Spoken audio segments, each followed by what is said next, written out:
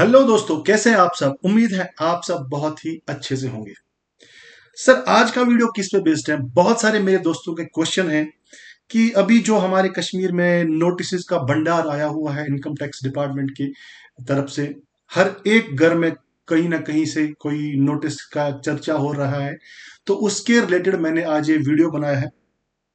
Video किस regarding है? बहुत सारे दोस्तों का क्वेश्चन है कि सर, अगर मान लीजिए इनकम टैक्स में एक सेक्शन है 149 जो कहता है कि नोटिस इशू हो जाना चाहिए रेलिवेंट असेसमेंट ईयर के 3 साल के अंदर अंदर, और अगर 3 साल के अंदर अंदर नहीं हुआ और असेसिंग ऑफिसर को कभी यह लगता है कि इनकम एस्केप हो चुकी है असेसमेंट ईयर से, और वो जो इनकम है वो कहीं ना कहीं या तो किसी एसेट में छुपी हुई है, या तो कहीं ना कहीं खर्चा हुआ है किसी ओकेजन में जिसकी वैल्यू 50 लाख रुपए से ज्यादा का खर्चा हो चुका है, या एसेट की वैल्यू कहीं पे 50 लाख रुपए से ज्यादा है, और जो इनकम एस्केप हो चुकी है असेसमेंट से, जिसका हिसाब एसएससी ने नहीं दिया है, तो असेसिंग ऑफिसर क्या कर सकता है? वो रेलेवेंट असेसमेंट ईयर के एंड से 6 साल के अंदर अंदर नोटिस इशू कर सकता है।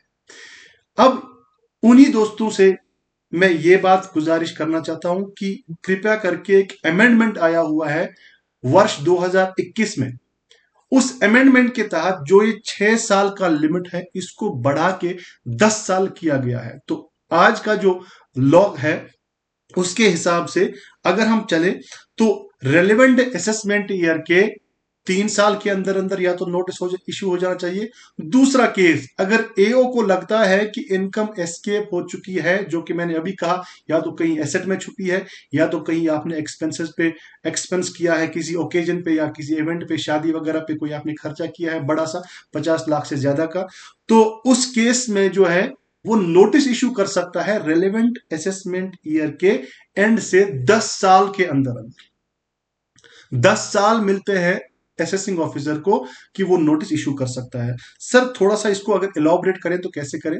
एक एग्जांपल लेते हैं। जैसे अभी मैंने बहुत सारे नोटिस देखे, तो नोटिस पे डेट जो लिखा हुआ है, नोटिस पे जो डेट लिखा लिखा हुआ है वो है असेसमेंट ईयर 16-17। 16-17 का अगर नोटिस आया हुआ है, ओल्ड लॉ के हिसाब से देखता हूं, 16-17 असेसमेंट ईयर 16-17, तो 16-17 का नोटिस या तो 3 साल के अंदर आ जाना चाहिए था। 16-17 का नोटिस या तो 3 साल, 3 साल कहां से?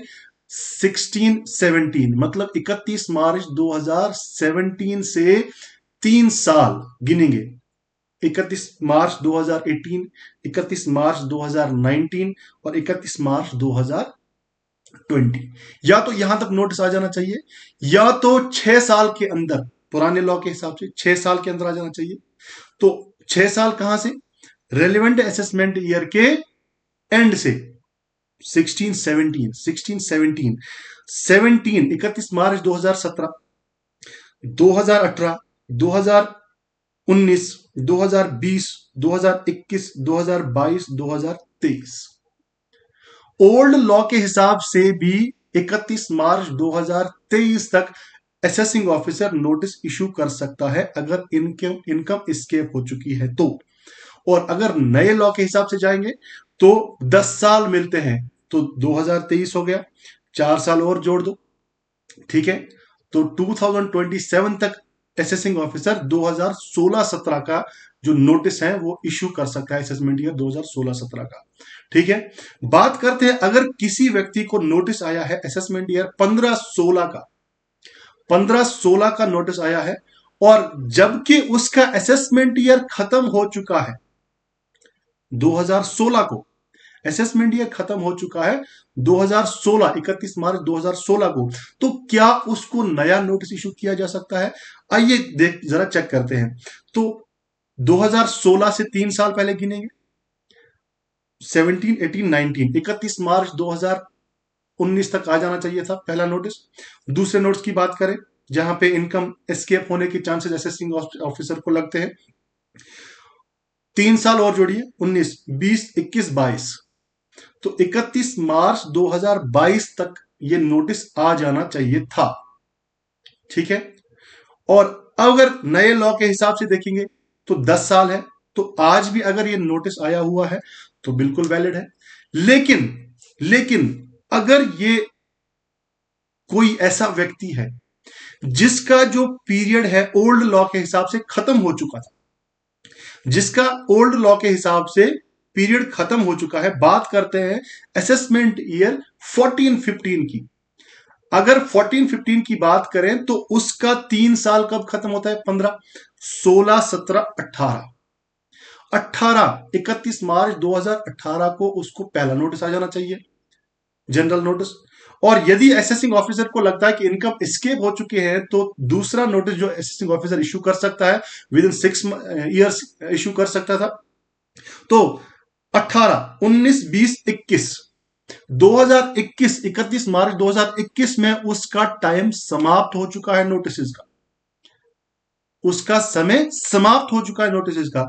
अब अगर आज उसको नए लॉ के हिसाब से 2014-15 का कोई नोटिस असेसमेंट ईयर का आता है तो वो इनवैलिड मान लिया जाएगा। याद रखना इंपॉर्टेंट बात है, इनवैलिड मान लिया जाएगा। क्यों? क्योंकि ओल्ड लॉ के हिसाब से उसका नोटिस का टाइम जा चुका था। ऐसे तो फिर नए नए लॉ बनते जाएंगे, फिर तो 10 साल पुराने, 20 साल पुराने, 50 साल पुराने भी उठाए जाएंगे। चलो गड़े मुर्दों को उठा लो और उनकी कब्रें खोद के निकालो कि हाँ इन्होंने कहाँ कहाँ पैसा छुपाया है। तो ऐसे तो फिर लॉ में कोई मजा आएगा नहीं। तो इसलिए क्या किया गया है कि एक इसमें जो बताया गया है कि अगर कोई नोटिस जो असेसमेंट ईयर 14-15 तक का है तो 14-15 तक के नोटिस को हम दोबारा यहाँ पे इस 149 के तहत हम टाइम लिमिट उसका एक्सपायर हो चुका है। अब अगर किसी को 149 का नोटिस जो सॉरी 148 का नोटिस आया हुआ है इसमें असेसमेंट ईयर 14-15 का, तो वो वॉइड अब इनिशियो माना जाएगा और उस पर कोई कार्रवाई नहीं हो सकती। ये हमारा अधिकार है। हम असेसिंग ऑफिसर को बता सकते हैं कि भैया जब मेरा टाइम लिमिट ओल्ड लॉ के हिसाब से खत्म हो चुका है तो अब आप नए लॉ के हिसाब से मेरे पे नया लॉ मत थोपो, क्योंकि ये जो लॉ है मेरे पे बाउंड हो चुका है, मेरा टाइम जा चुका है इसमें। अब जो नए लोग हैं उन पे ये लॉ आप यूज करो, मेरे पे आप नहीं कर सकते। चलिए, छोटी सी इंफॉर्मेशन थी आप सबके लिए। होप आप सबको अच्छा लगा होगा, तो वीडियो को शेयर जरूर कर लीजिएगा। मिलते हैं नेक्स्ट वीडियो में। Till then take care. अल्लाह हाफिज।